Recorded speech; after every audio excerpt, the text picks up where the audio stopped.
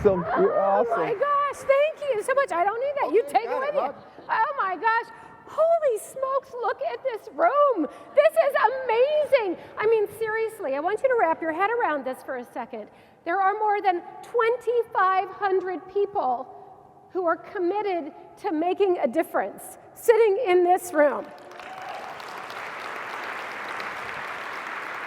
I have to tell you, just thinking about that, it restores my faith in humanity a little bit.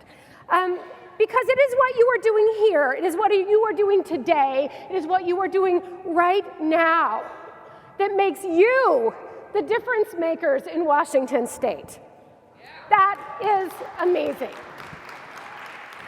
It is only by learning and growing and questioning and getting better and better and better can we ever hope to really be our best selves in the world.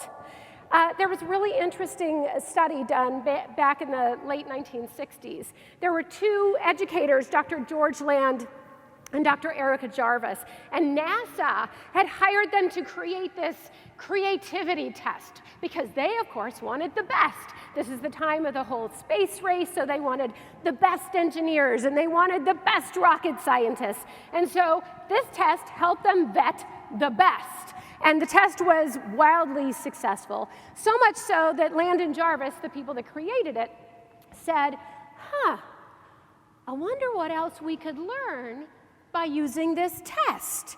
So they decided to give this same test, the test that they gave to the engineers and the rocket scientists, the same test to a group of 1,600 3- to 5-year-olds. Those of you who are parents are like, you get what this is like, right?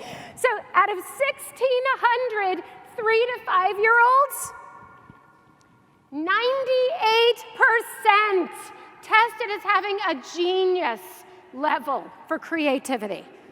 Isn't that astonishing? Okay, so I want to wrap our minds around what that really looks like, right? So I want to represent 98% statistically in this room.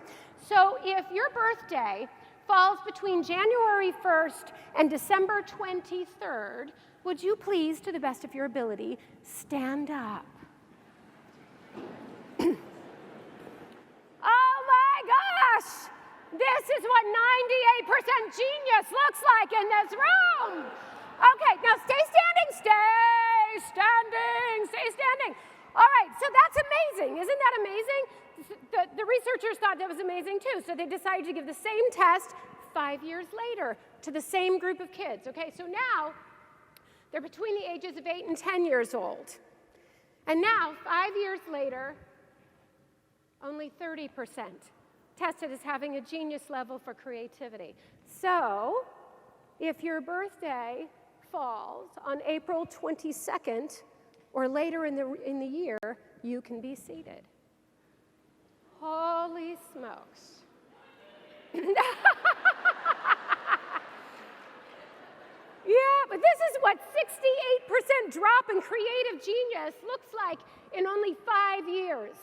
Oh, okay, whoa, fast forward another 5 years. They decide to give the same test, same group of kids. Okay, so now they're between the ages of 13 and 15 years old.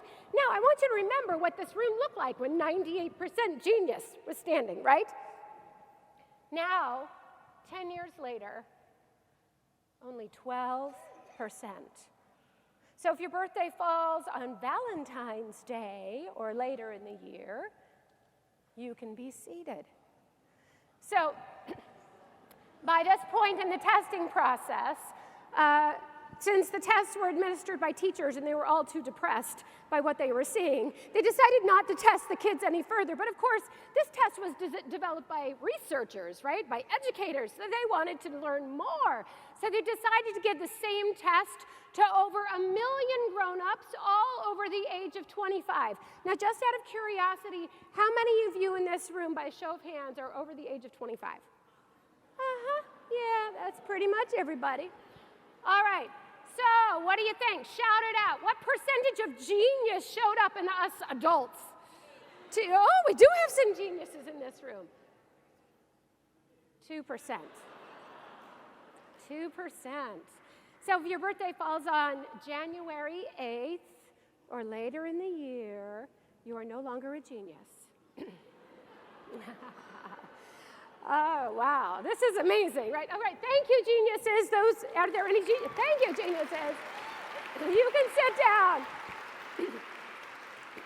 Now, you might be saying to yourself, okay, so Kimberly, this is a test about creativity. We're here to talk about bravery. I don't really see the correlation. But if you think about what creativity really is, what's at the root of creativity, creativity is simply a form of unique human expression, right? It's how we think. It's how we show up in the world. It's what we make. It's what we do, right? And so if you were to look at why this happens, we could probably talk for several days.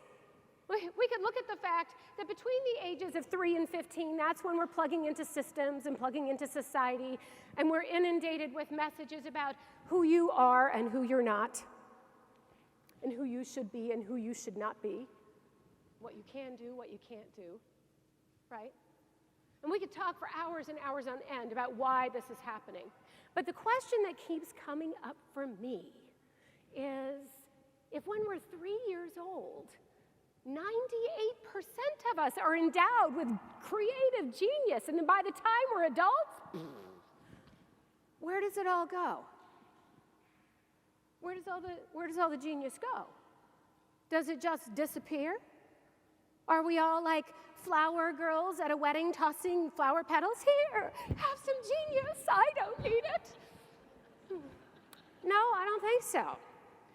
I have been so incredibly privileged. I have been able to work with thousands and thousands of people from all across the country, every different experience level imaginable, from every different industry. And what I have learned is that it is still there. And that if we want to bring our best, if we truly want to hone our brave, it's less about changing who you are and more about reclaiming who you are. Because what I know to be true is that we are all far more brave than we know. You are far more brave than you even know. And you may not feel it, may not feel like you've got brave going on. I know for myself, I never actually experience myself as being brave. I don't feel brave. But I can point to it. I know it when I see it. I can say, wow, the way you stood up for your colleague in that meeting, that was really brave. You putting yourself out there, that was really brave. You trying that new thing, that was a really brave thing to do. I can see it, and I can name it when it shows up in other people. But for myself, I never experienced myself as being brave. And what I've come to believe is that I don't think bravery lives in our experience of ourselves. I think bravery lives in our actions. And so much of the way that we experience brave simply lies in the way we look at it, right? I always find it so interesting that when I have to do something really hard, that really scares me, where the stakes feel really high, like talking to 2,500 people, or having one of those really hard conversations, right? That you don't want to have, you got to give someone feedback. You know what I'm talking about. Every time I have to do that hard thing, I always think to myself, oh God, please, God, let me be brave. And I find it really interesting how every time I think those words, oh God, please let me be brave, that I always feel a little bit like I want to vomit. You know what I'm talking about? My stomach gets all queasy, and my hands start to sweat, and my muscles get tight. And I thought that was really weird, right? Because brave is supposed to be this good thing, right? It's supposed to be aspirational. So why, every time did I think about being brave, did my whole body go into revolt? And so, I'm the curious sort, so I did what we do in this day of technology. I went to the Google. You are not going to believe what I found. This is how we traditionally define what it means to be brave. Ready to face and endure danger or pain. Well, no wonder I'm not too terribly psyched about it. Who gets excited about that? Oh yeah, I can't wait to wake up tomorrow morning and face and endure me some danger and pain, right? Yeah, and yet at the same time, I wanted to be able to do the hard things. And I wanted to be able to put myself out there and own my voice and make an impact. And I knew that if I focused on that, it wasn't going to happen. Because our focus triggers our feelings, which triggers our behavior. Oh, it can be hard to be brave in the face of your own humanity, can't it? Yeah, so I made the executive decision for myself, because I can, to redefine what it means to be brave, because I knew that, not going to work, right? So the way I define what it means to be brave is being your best, most authentic, and powerful self. Because I believe this is the greatest challenge that we face. And I knew if I could really do that, if they weren't just pretty words, if I could really do that I could do anything. But the challenge is how do you do that? How do you be your best, most authentic, and powerful self in the face of the pain and danger? In the face of the fact that you might make a mistake? In the face of the fact that people may not like you? That they may judge you? In the face of the very real fact that you might fail? In the face of your own vulnerability? How do we be and bring our best, most authentic, and powerful self in the face of the pain and danger? That's where the heavy lifting of life really takes place. So when I was 5 years old, I wanted to be a ballerina. I thought ballerinas were the most beautiful creatures on the entire planet, so of course I had to be a ballerina. And I begged and I begged and I begged my mom for ballet lessons. She finally caved. And I remember, like it was yesterday, I remember the day that we walked up the Hockaday Center for the Arts in the little town where I lived, and I looked out, and there was the dance teacher, and she was standing tall and lean and statuesque, and her hair was pulled tightly back in a bun, and she had bright red lipstick and this very stern expression that told me that ballet was very serious and important stuff. And I was about to become this very serious and important ballerina. You can imagine how this is going to go, right? And so after my very first lesson, my mom picks me up from my dance class, and I hung my head and I said, ballet isn't what I thought it was going to be. It's hard. And she looked at me and she said, oh, honey, it's okay. It's just your first lesson. You got to give it time. It'll get easier, I promise. And so fast forward another week, and I take my ballet lesson, and my mom picks me up, and I'm like, she's so mean. I really don't like ballet. And she says, honey, when you start something, you got to stick with it. It's going to be okay. You just need to practice. You just need to stay with it. And so the third week, she picks me up. I hate ballet. Please, don't make me go back. And I remember my sweet mom. She wrapped me in her arms, and she looked at me with these big, soft blue eyes. And she stroked my hair. And she said, oh, honey, I'm so sorry. I think you got my genes. You're not athletic, just like me. Bam.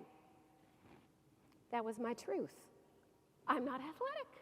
I'm not athletic. Oh my gosh, I'm not athletic. It makes so much sense. I'm not athletic. My mom's not athletic.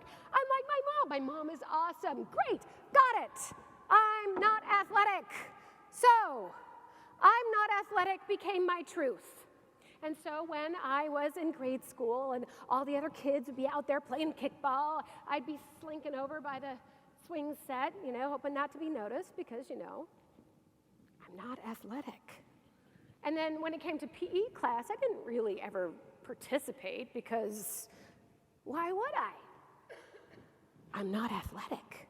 And then when I went off to college to study theater, and of course we had all these godforsaken dance classes, I would stay in the back row, hoping not to be noticed, so they wouldn't discover that I'm not athletic. I'm not athletic was my truth. And I lived into that truth. And oh, by the way, I recruited everyone I knew to support me in that truth, right? So if I didn't want to do something, oh, that's totally cool. You know, she's not athletic. Or if I didn't get cast in a musical that had a lot of dancing, oh, it must suck to be you. You know, not athletic. I'm not athletic defined my life. And it wasn't until I was 37 years old when some speaker inspired me to sign up for the 3-day breast cancer walk did I ever challenge that truth. Because what you learn when you sign up to walk 60 miles over the course of 3 days is that you have to train, right? And you have to train hard. And so one day you're walking 5 miles, and the next day it's 8, and then it's 10. And then on day 2, when I'm 37 miles in, and I'm doing the 3-day in Seattle, so of course it's all uphill, you find reserves that you never knew you had. And that first time that I finished the 3-day breast cancer walk after walking 60 miles, I learned something about myself that changed my life. I might just be athletic after all.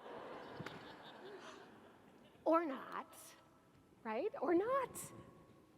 But it was no longer my truth, right? Now, when my mom said those words, "You're not athletic just like me," was she trying to hurt me? No, she was trying to comfort her hysterical 5-year-old, right? She was trying to soothe me. She was doing what she could do in the best way that she knew how. Now, why she threw herself under the bus at the same time, totally different topic, right?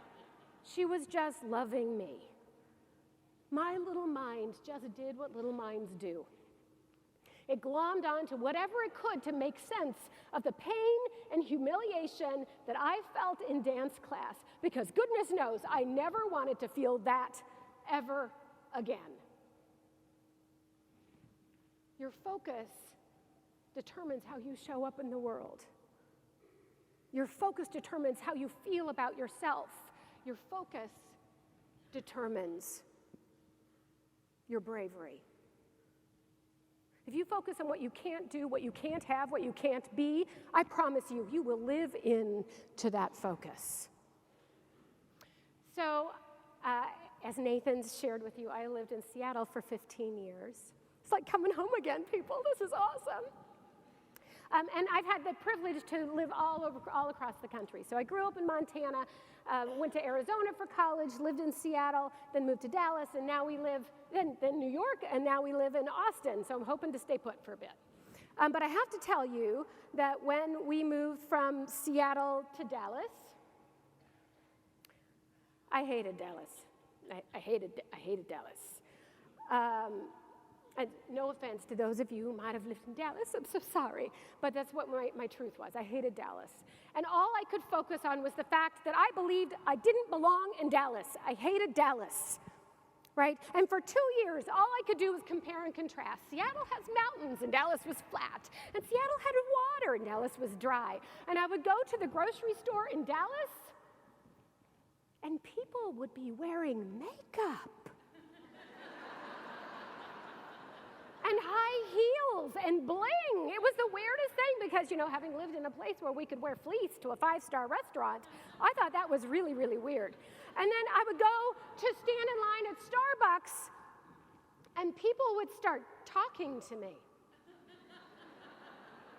I actually had a girlfriend come visit from Seattle, and we went to Starbucks together, and we're standing in line, and I'm chatting it up with a guy in front of me, and she leans over and she says, "Do you know that guy?" And I said, "No."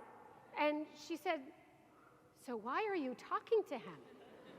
And I said, "That's what we do in Dallas." True story, yeah.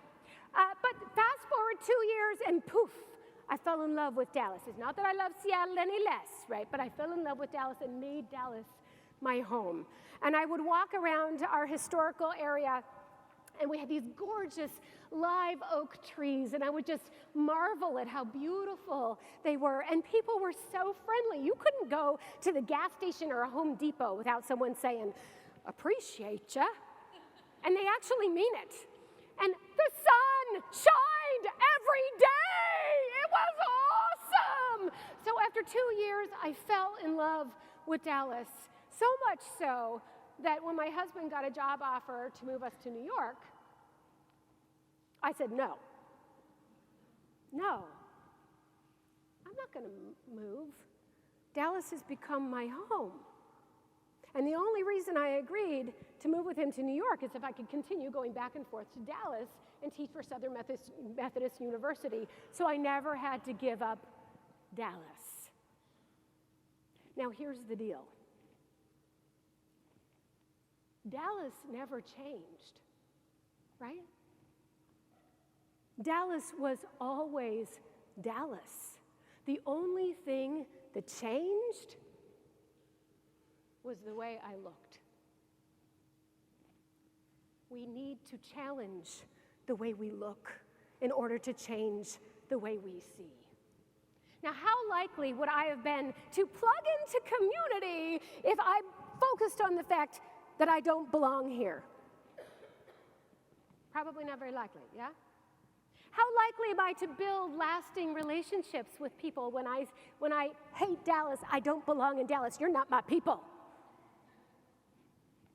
Not terribly likely. How likely am I going to build a business that thrives in a community that I stand back and judge and look at with contempt? Not likely. Your focus determines how you show up in the world. Your focus determines how you engage with the world. Your focus determines your bravery. We need an alternate focus. We need an alternate focus.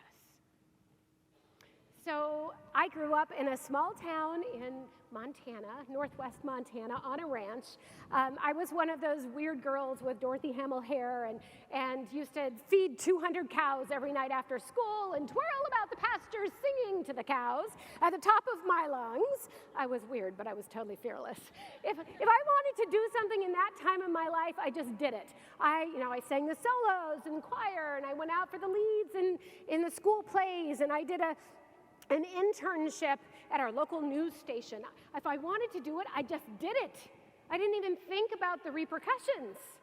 And then I go off to college to study theater, and somewhere along the way, I seemed to misplace my brave. And I remember so clearly, like it was yesterday, standing on that big empty stage for my very first audition in the theater department. And the director was sitting out in the house, and it was all dark and empty except for him. And he was scribbling notes madly, right? And I remember thinking to myself, oh God, I want him to like me. And oh, please, I don't want to make a mistake, and I wanted to prove myself, and I didn't want to look like an idiot, right? I was focused on the pain and danger. And my stomach was in knots, and my jaws were locked up tight, and I couldn't breathe, and I was horrified by myself because I had never experienced this feeling before, and I couldn't figure out what in the world was going on, what happened to this courageous girl that I'd always been. Well, what I didn't realize at the time was what was going on with me was predominantly physiological. Because you see, we all have this amygdala in our brains, and the amygdala, its job is to keep you alive. That's a good thing, right? So when it senses risk, when it senses pain and danger, it's going to send cortisol flooding through your body, right? That's the stress hormone. That's what's going to cause your stomach to go all wibbly, right? That's what's going to cause your breathing to get shallow. That's what's going to cause your hands to sweat and your muscles to tense, right? It's the cortisol going through your body. I had no idea this was going on with me. Now, the interesting thing was when I would miraculously get cast in spite of what I perceived to be this absolutely dreadful audition, and I would stand on the stage and I'd really connect with another person on stage with me. all those body sensations, all those feelings, they would just melt away. And I felt this sense of ease and grace, and I felt powerful, and it felt free. And then of course, I'd step off the stage, and I would drop the cloak of whatever character I might have been playing at the time, and I'd be left there, just me. All those feelings would come rushing back. And I remember so clearly sitting in rehearsal, and at the end of the rehearsal, the director was giving us notes. He's giving us feedback, right? And I remember sitting there, my jaws were clenched, and I couldn't breathe because I had staked my self-worth on the words that were about to come out of his mouth. So there was clearly something that I was doing when I was standing on that stage, really connecting, that I wasn't able to do in my real life, and I so desperately wanted to be able to do that. I wanted to be able to be this powerful girl that I knew I could be. And what I've learned over the course of the many, many years I've been doing this work is that I'm not the only one fighting this fight. I think to some degree, we are all fighting to be ourselves powerfully in this world. So I developed this voracious hunger to understand. For about 2 decades, I read everything I could get my hands on about confidence and self-esteem and purpose and authenticity and leadership and presence and all of these things. And I learned and I learned and I learned because I wanted to get my mojo back, right? and quite honestly, I wanted to make something of my life, and I knew that I was the only person that was stopping me. And after a very circuitous path, I left the theater and I found my way into training and development. And I did what we do as actors, right? I studied the people in the room. I wanted to understand them. I wanted to understand their obstacles. I wanted to understand what kept them from being powerful. I wanted to understand what they wanted, what they dreamed of, and what was getting in their way of achieving their own dreams. And what I came to discover, the theater world and the business world really aren't that different. It was amazing because in the theater world, it's a pretty high stakes and vulnerable environment, right? You're on a stage in front of a lot of people. They may not like you. They may judge you. You may look stupid. There's a lot that can go wrong. Most of them have driven a long way to be there. Maybe they've spent some money. The stakes are high, and it's a pretty vulnerable place to be. Oh, by the way, turns out that the business world is a pretty high stakes and vulnerable place to be too. Because we want to prove ourselves. We want people to like us. People are paying attention. They're paying attention to what you do, to what you don't do, to what you say, to what you don't say. You are always on stage.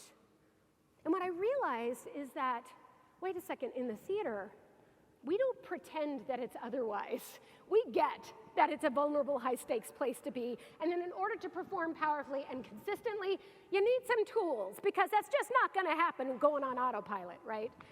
But the business world, we were pretending it wasn't happening. You know what I'm talking about, don't you, right? We're pretending it wasn't happening. And then I realized, holy smokes, there are some tools that we have in the theater that could actually make a difference off stage. And one of my favorite tools was codified at the turn of the century by this guy. Now, this is Konstantin Stanislavski. Now, Stanislavski's a really interesting guy because not only was he an actor, he was a director, but he was also a businessman. He ran the Moscow Art Theater, and his parents had run some of the most successful businesses in all of Moscow. So, yes, he was an artist, but he also looked at the world through a business lens. Right? And so he wanted to know what was it that some actors were doing that would make the audience come in droves, and they would pay lots and lots of money, and the theater would do really well, and while other actors, not so much. And so he started studying this, and he started marrying his observations of other people with his own observations of how he showed up as an actor, and what he discovered was absolutely amazing. Because it was not the thing. The thing that made the difference in whether these actors were able to hold people at the edge of their seats and they would leap to their feet in thunderous applause. It wasn't the thing that you would think it would be. It wasn't their training. It wasn't how experienced they were. It had nothing to do with what they looked like or how old they were. It had nothing to do with all the things that you might think would have an impact on their performance. It had to do with something completely different. Oh, so you know what? Anita, I need your help. We've got a volunteer to help me out with this next section. All right, Anita, come on up here. Yay, Anita! Okay. So, Anita, I want you to stand right here, okay? Now, your job is to just stand there. Okay. Okay, your job, all 2,500 of you, your job is to just look at her. Don't say anything, just look at her. Go.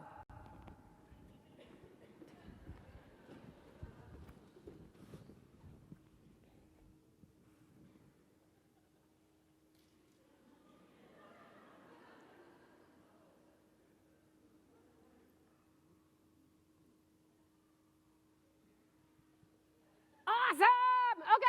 Okay, hold on, Anita, stay right there. Can you mute my mic for just a second, because we need to have a private conversation.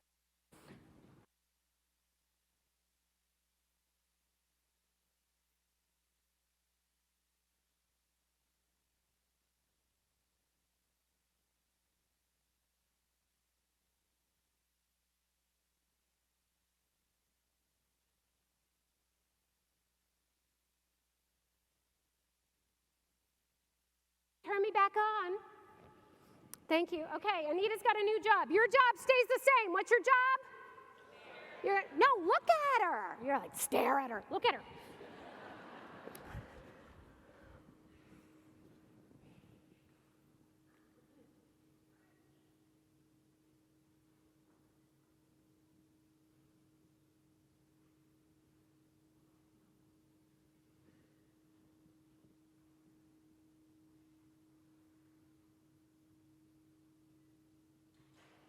Awesome job, Anita! Woo!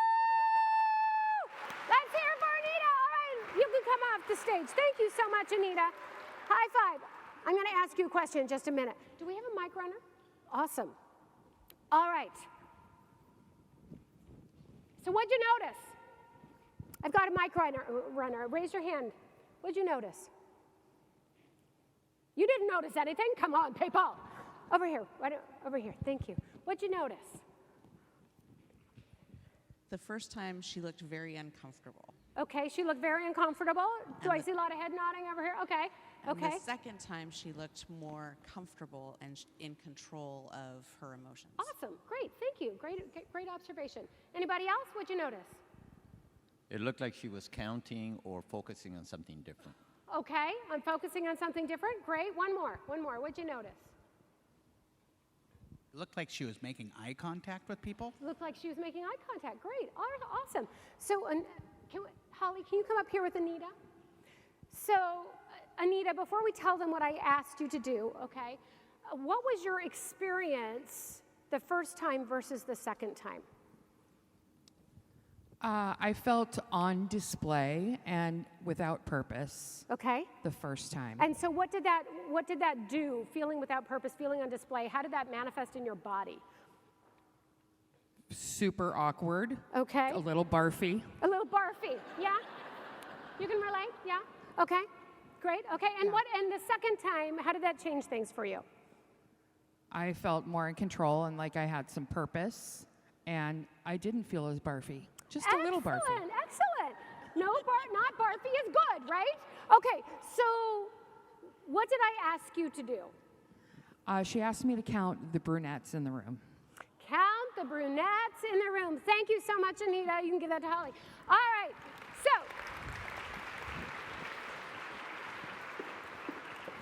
let me be very clear about something. I am not at all suggesting that the next time you give a presentation that you count the brunettes in the room, okay? Are we clear on that? But what I did do there is I gave her a very specific external focus of attention. I helped focus her attention off of herself. And when you do that, it changes the game. So this is what Stanislavski discovered, that a focus on specific action harnesses your attention. So if you're focused on taking a very specific, purposeful action, you're no longer focused on the pain and danger. If you're not focused on the pain and danger, if your amygdala doesn't sense that there's risk, it's not going to send the cortisol, the barfiness, to coursing through your body, right? You won't get all of those body sensations, and you are left to show up powerfully in the world. And what Stanislavski called this is your super objective. It's an external focus of attention. It is your why. It is purpose and action. So I want to give you a little metaphor to chew on so you get a sense of what I'm talking about when I talk about the super objective, okay? So I want you to imagine, Valerie, I'm going to have you help me out here, okay? So this is Valerie. Valerie, raise your hand. Okay, so I want you to imagine Valerie's here at the second table for all those of you back in the nosebleeds back there. Valerie's right here, okay? So I want you to imagine that I'm hanging a big dartboard right above Valerie's head. Maybe about 2 inches above Valerie's head, okay? How you feeling, Val? Okay. All right, so I'm hanging this big dartboard right above Valerie's head. Now my job is to hit the bullseye, okay? On the dartboard that is 2 inches above Valerie's head. Oh, by the way, I forgot to tell you, I'm blindfolded. Okay, so my job is to hit the bullseye that's on the dartboard right above Valerie's head, and what happened? What? I probably did not get the bullseye? Anita, where's your faith in me? Okay, should I try again? Would you feel better about that? No? Okay, so let's say I take the blindfold off, okay? So now I can see the target. I know where it is. Now my job is to still hit the bullseye, right?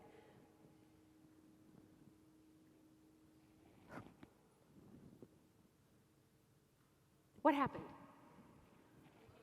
I got closer. Yes, I didn't hit it. Oh, come on. Okay, but if I got closer, what could I do the second time after I took the blindfold off, if I were going to try again, that I couldn't do the first time? I could focus, yes, and because I could focus, I could aim, I could adjust, I could strategize. I can say, that didn't work. Wonder what went wrong, right? Maybe it's the angle I'm throwing the dart, right? I could say, maybe I can't see and I need new contacts, right? I could say, maybe I didn't hit it because I really stink at darts. Anybody go to darts here? Yeah, oh, excellent, you can be my dart mentor. Fantastic. So if I can name it, if I can see it, I can do something about it, yeah? But see, here's the deal, guys. Most of us in life, it is like we're blindfolded and we're just throwing our darts in the dark. I want to be happy. I want to feel successful. I want to get my boss off my back. I want to get the next. Sounds like promotion. I want to do all these amazing things, and yet I wake up in the morning and I wonder why I'm so tired. And I wonder why I'm not hitting it out of the park like I know I'm capable of doing, right? But if we can take if we can take our blindfolds off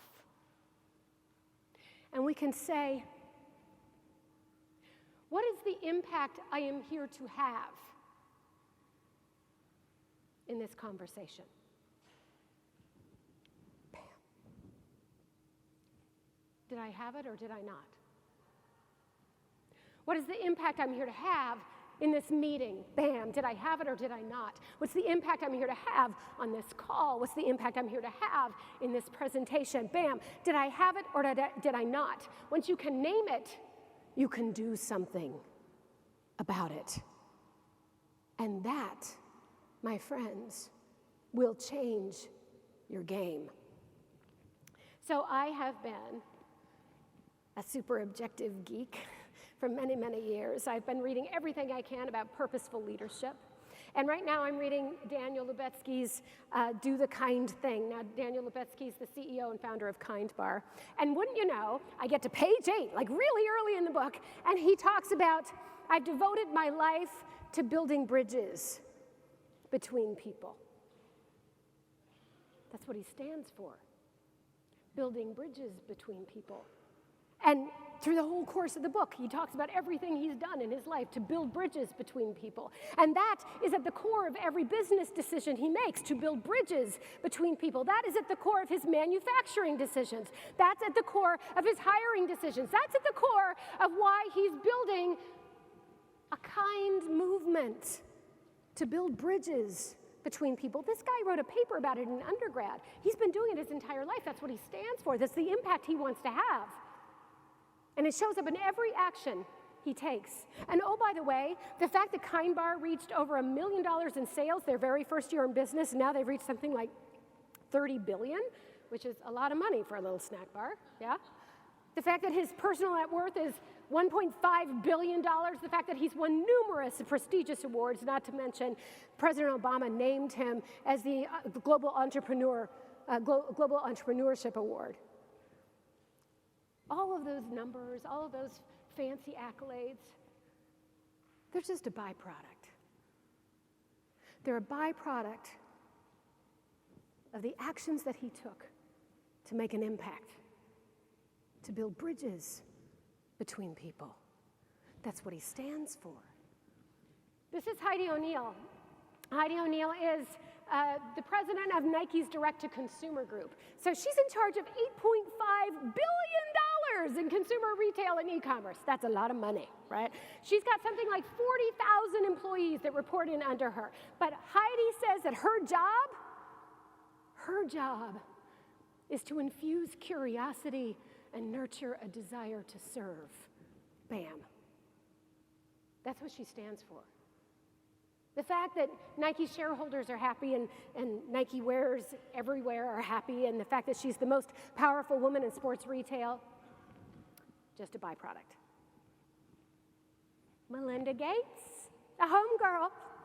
Yeah, so Melinda, she's got a new book out that's fantastic, and I've read, listened to a dozen interviews with her, and she consistently talks about the fact that she's going to spend the rest of her life lifting up women and girls. Lifting up women and girls, that's what she stands for. And that focus, that clarity of purpose is what gives her the power to question her own faith. It gives her the power to go into these remote villages in Africa. It gives her the power to go and speak to the UN in predominantly male audiences about women's issues. It's her clarity of purpose because she believes with every cell in her body that societies that empower women are healthier and more prosperous. To lift up women and girls, that's what she stands for.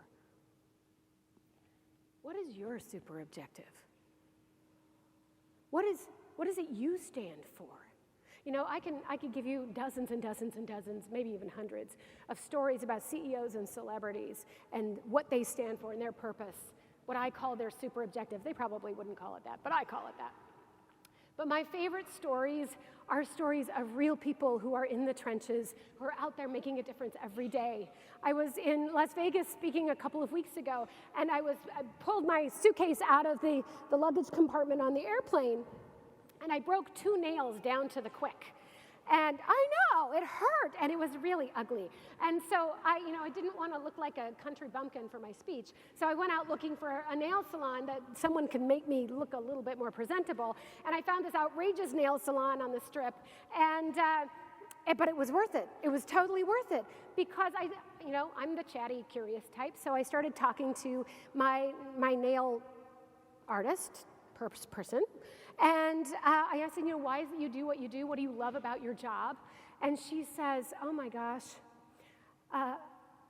every morning I get up and I get excited because I know my job is to make people feel better about themselves. That's why she does what she does. And she says, that's why I've been here for 30 years, because I don't do nails. I make people feel better about themselves. A couple of years ago, I was invited by the superintendent of Turlock Unified School District in Turlock, California. Do any of you know where Turlock is? Okay, so Turlock is in kind of the agricultural heartland of California. The superintendent had been stalking me on LinkedIn, and she's like, I want you to come and talk to our people about bravery, about a brave new year. And so on this glorious August afternoon, on the day before school was going to start, they've packed this high school gym with 1,800 educators from this school district. I mean, everybody was there. They had the lunch ladies there, and the custodians were there, and the teachers, and the administrators, and the school board people. I tell you what, if you got a check from Turlock Unified School District, you were in that room. So after my talk, I talked about the super objective, because that's kind of what I do. I'm sitting on the rental car shuttle, and I'm heading back to the airport, and I get a Twitter message from this guy who was in the audience, because of course, we were live tweeting in Turlock, California. I think maybe we got, 3 or 4, but I was very excited about this.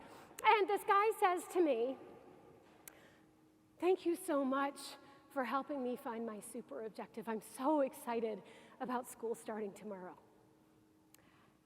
And I said, oh, you're most welcome. What's your super objective? And he said, to sow the seeds of self-confidence. I said, wow, that's really beautiful. What is it you do for the district? And he says, I'm a bus driver. Now, I want you to think about that for a minute, okay? This man's job, what he's paid to do, is to transport students to and from school safely. That's his job, right? But I want you to imagine what might be possible if this man were to take consistent action around his super objective every day when he went to work. If when the kids get on the bus in the morning, the very first thing he would do would be to sow the seeds of self-confidence. And then, let's say there's a bully on the bus, and he's bullying someone, and he turns to the victim, and he sows the seeds of self-confidence. But then he turns to the bully, and he sows the seeds of self-confidence. And before they get off the bus to go and learn, and at the end of the day, before they step back into whatever home life might be waiting for them, if he were to first sow the seeds of self-confidence, can you imagine the difference that this one man could have in the lives of those kids and in his community? If you want to unleash your brave, your focus has to be bigger than your job responsibilities. Now, you all do a lot of different jobs. There are a lot of things that you do in this room, but I want you to ask yourself, you do them for the sake of what? Why do you care? For real. Not why does your boss think you should care, or why your mom thinks you should care, but why do you care? What gets you out of bed in the morning? What lights you up? What drives you? What is the impact you want to have outside yourself? There is not a person on this planet that cannot make a positive impact. The key is to name it, because if you can name it, you can do something about it. You know, when I look in the mirror, I don't see a keynote speaker, people. When I look in the mirror, I see this goofy girl with Dorothy Hamill hair who used to sing to the cows on the ranch. That's what I see, right? And what I know to be true is that I'm not better than anyone in this room, and I am certainly not more courageous than anyone in this room. But what I am is I'm clear. I'm clear about what I stand for. I'm clear about the impact that I am here to have in my life, in the world, right? And that clarity of purpose allows me to do the hard things.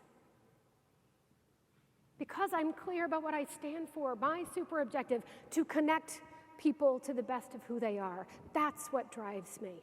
That's what gets me out of bed in the morning. That's why I write. That's why I'm engaged in social media. That's why I get on airplanes to come have incredible conversations with you, right? To connect people to the best of who they are. And the truth is sometimes I don't hit my target. That's what's real. But I've got to be 100% focused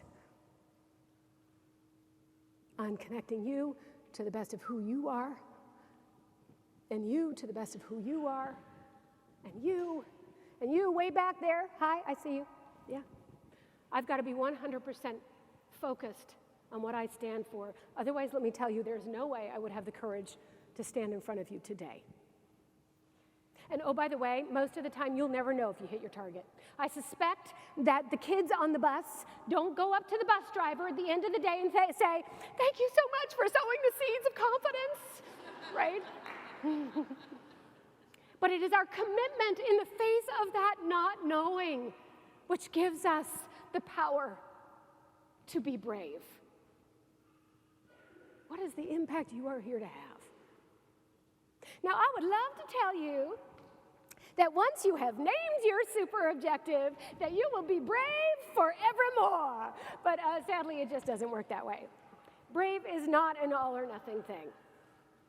It's not like once you get it, you've always got it. Or you won the brave gene or something. You get the brave gene, and you get the brave gene, and you get the brave gene. No. I wish it were like that. Wouldn't that be cool? Yeah. Your brave unfolds one situation at a time. What's the impact you want to have in this conversation? Did you have it, yes or no? What's the impact you wanted to have in this meeting? Did you have it, yes or no, on this call, in this presentation? Did you have it, yes or no? Hold your own feet to the fire. You are worth it. Because it is only through clarity of impact and your focus of attention that you can be the person that you are here to be. It's kind of like personal Kaizen, right? This is your chance to get better and better and better and better. Here's the cool thing. There is greatness in you. There is genius in you. What are you going to do with it?